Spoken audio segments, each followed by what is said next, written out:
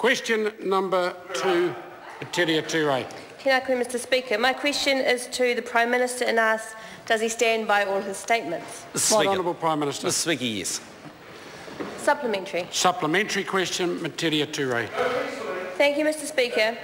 Does the Prime Minister stand by his statement to Radio New Zealand on October 22nd that about 15% of kids in decile 1 to 4 schools were, quote, clearly in need, end quote, of breakfast at school for a variety of reasons, including, quote, they're unsure if they're going to get a lot of lunch or dinner, end quote?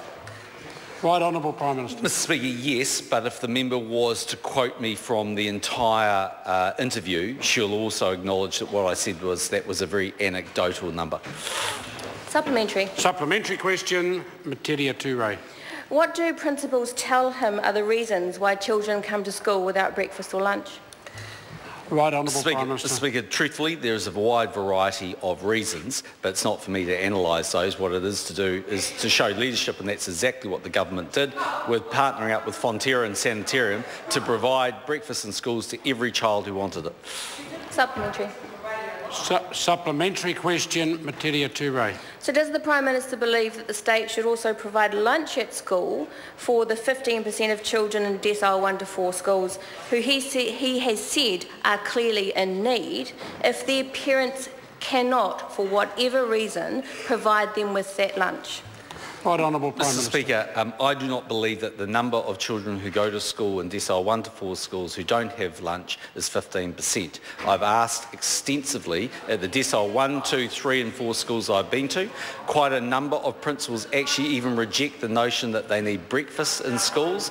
Those that do take breakfast in schools tell me that for the odd child that doesn't have lunch, they either give them some more breakfast or they provide them a lunch. But what they've said to me is that the number of children that actually require lunch in those schools is the odd 1 or 2. Order. Supplementary. Supplementary question, Metiria Ture. Does the Prime Minister believe that the state has a responsibility to provide food, breakfast and lunch in schools for hungry children where their parents cannot, for whatever reason, provide it?